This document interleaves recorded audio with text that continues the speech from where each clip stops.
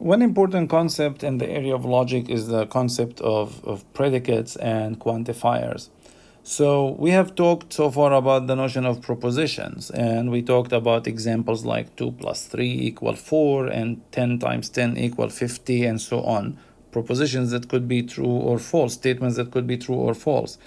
But very often, what we encounter in mathematics, in computer science, in data science, and so on, are statements that involve variables, right? So, for example, we can see an example like x is an element of the set 1, 2, 3, right? Or we can see example of x greater than 7. Or again, in a loop, in a computer program, you can say for I equal 1 to n.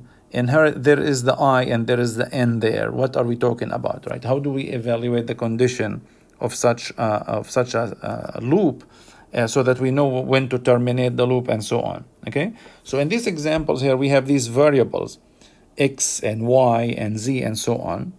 Then we have a statement on the variable like x is an element of 1, 2, 3, or we have an example of y greater than 15, right? So the variable is y and the predicate here is y greater than 15. Now, if you look at this, y greater than 15, is this true or is this false? The answer is we don't know, because it all depends on the value of y. And it depends what I'm talking about here. Am I saying y greater than 15 for a specific value, or I'm talking about y is greater than 15 for all values of y in a certain set, or what? Okay, so when we talk about these kind of statements involving variables, and we want to evaluate them and to know whether they are true or false, one way to look at them, or one way to be able to say whether they are true or false, is to look at specific values of these variables and say, okay, what does the statement evaluate to, right? Okay, so if we have the statement that x is an element of the set 1, 2, 3, we define this predicate, or we call this predicate as propositional function p of x, right? So p of x in this case is the statement that x is an element of 1, 2, 3. Notice that p of x takes one of two values, true or false, depending on what x is. So now the question is, now I can say, what is p of 1, what is p of 3, what is p of 7? So for example, if I want to evaluate p of 1, okay, p of 1, basically this is, what does this evaluate to? This evaluates to, is 1 an element of 1, 2, 3? The answer is, yes, it is. P of 1 is true. P of 3, is 3 an element of 1, 2, 3? The answer is yes. P of 7, 7 is not an element, therefore it is false. Imagine that, again, I defined the statement y greater than 5, and I can define this as q of y. So if I want to evaluate it, I say, what is q of 3? Is 3 greater than 5? The answer is no, this is false. Q of 100, this is true, because 100 is greater than 5. So one way to evaluate the truth of a statement that involves variables is to look at the value of that statement for specific values of these variables. Okay. Now, these statements and functions, by the way, can involve any number of variables. They don't have to be just on one. Okay, so if I want to talk about the statement x is in the set 1, 2, 3, and y is not one of the letters a, b, c, I can introduce now this propositional function qxy, and I can evaluate it.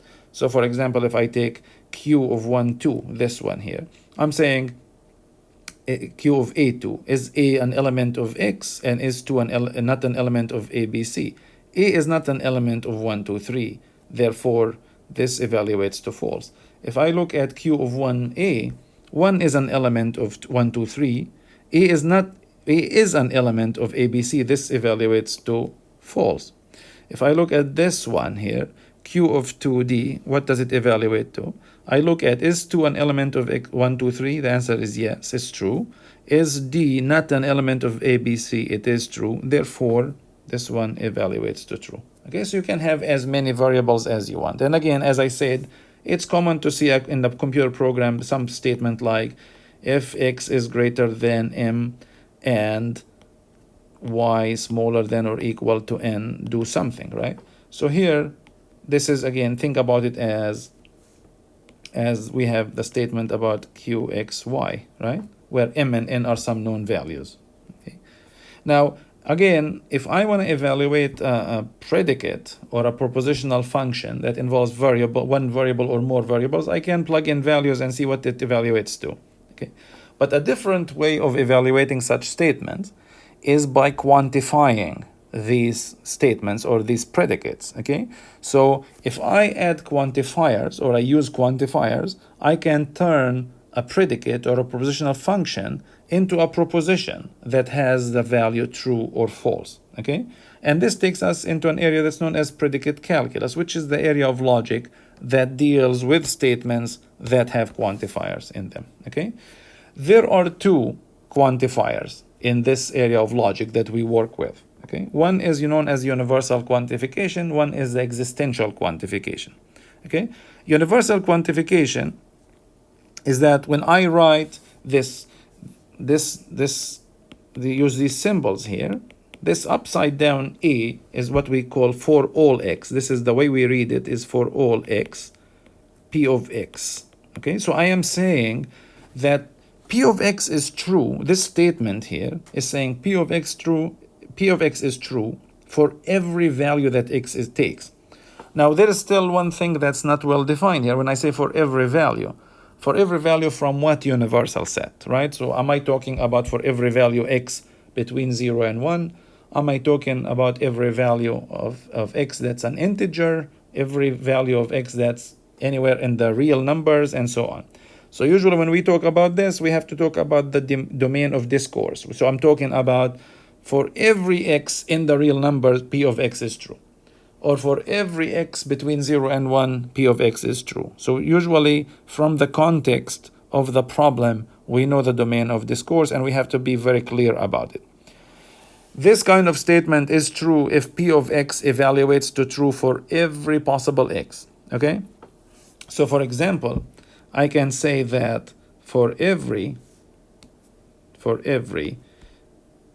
x in the real numbers, so this notation here, this R is the real numbers, for every x in the real number, I can say that if x does not equal to 0, then there exists a y that is a real number such that xy equal 1. Okay, so this is not the simplest statement to start with when we talk about quantifiers, but it should make sense. What am I saying here? Except for x equals 0, if you give me any real number and that real number x is not 0, then I can find a y, another real number, such that if I multiply x times y, I get 1. Notice that this statement is true. Give me any real number x, and basically you are asking me, does there exist a y such that x times y is 1? The answer is yes. I can take y to be 1 over x. Then x times y equals 1. So this statement here is basically talking about the P of x is true for every possible x. So if I want to say for every natural number n is greater than, let's say, minus 5. This statement is true because every natural number, the natural numbers are 1, 2, 3, 4, and so on. Or sometimes 0 is even counted among them. Every natural number is greater than minus 5. This is true. Okay. The other way to quantify a statement is using the existential quantification. So here we write it the reversed E, where what we mean here that there exists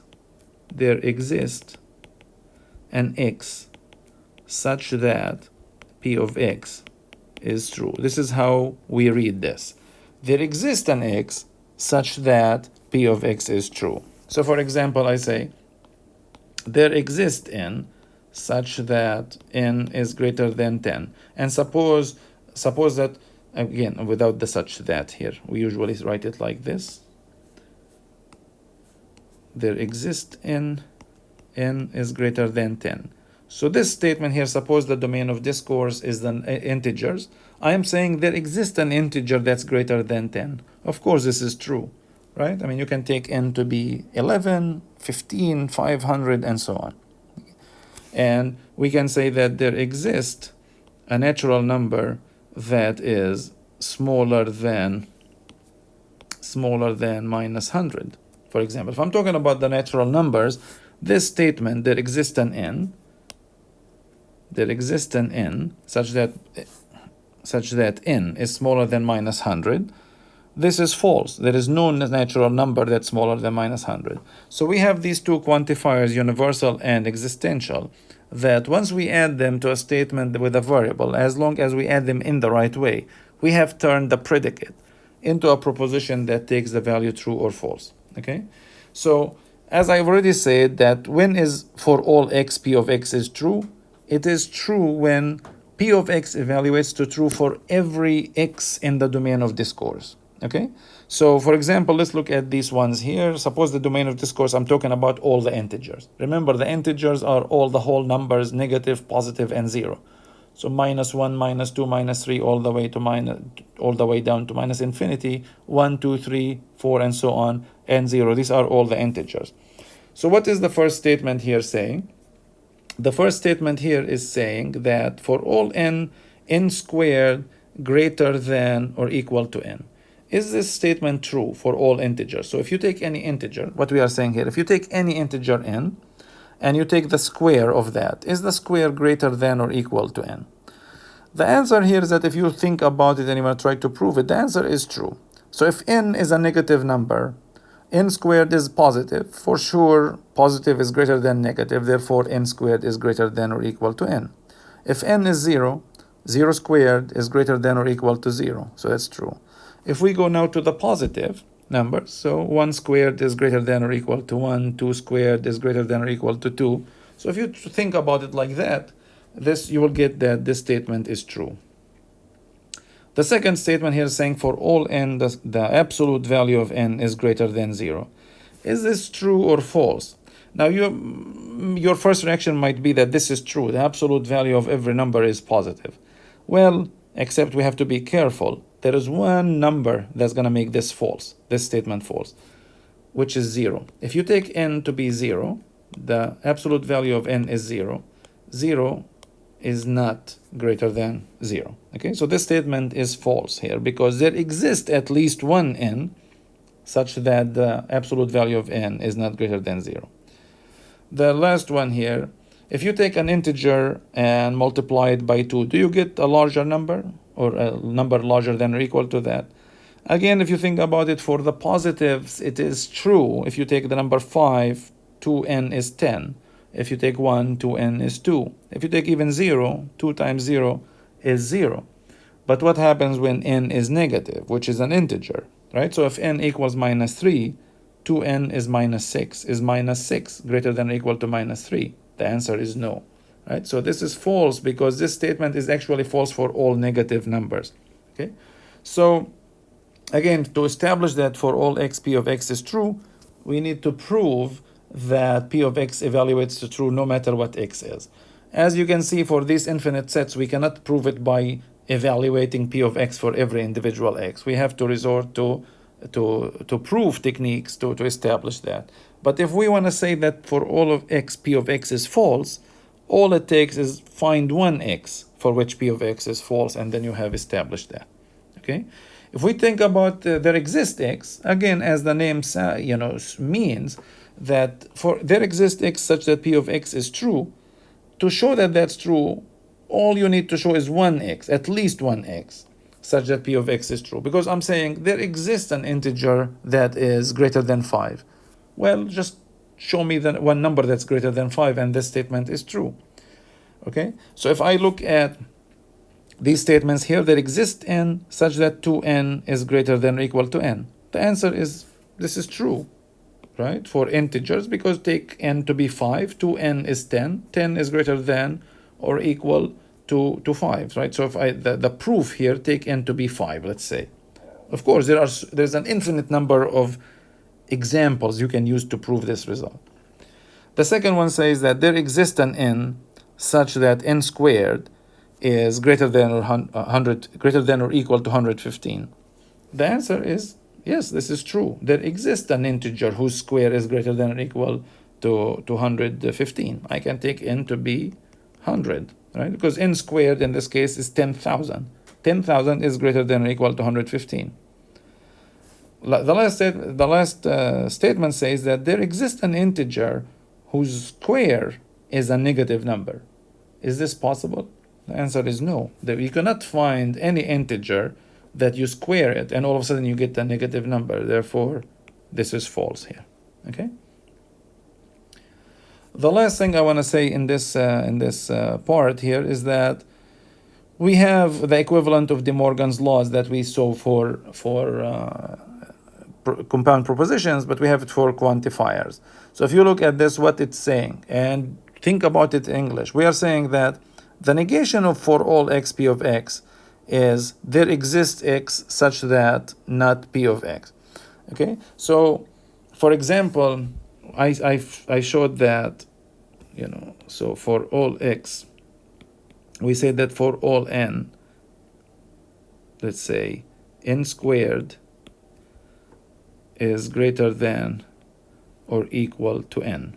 Okay, so what does it mean to say not for all n, the n squared? I am saying that there exists at least one n such that this is not true. Okay, in other words, this is equivalent to there exists an n such that n squared smaller than or n.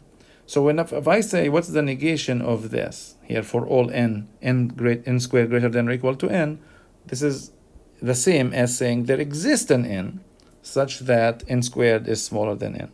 The other thing is that if I say there doesn't exist an x such that p of x is true, this is the same as saying that no matter what x you take, which is for all x, p of x is false, which is not p of x. Okay, so the negation of universally quantified predicate is the existence of the negation of that predicate.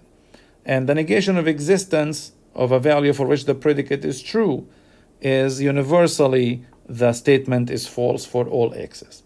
Okay, and this is how we do the negation of these quantifiers. And these are examples of quantifiers, but again, as I said, we can now take quantifiers with more than one variable that we can use to make statements about multiple variables and multiple quantifiers in them as well.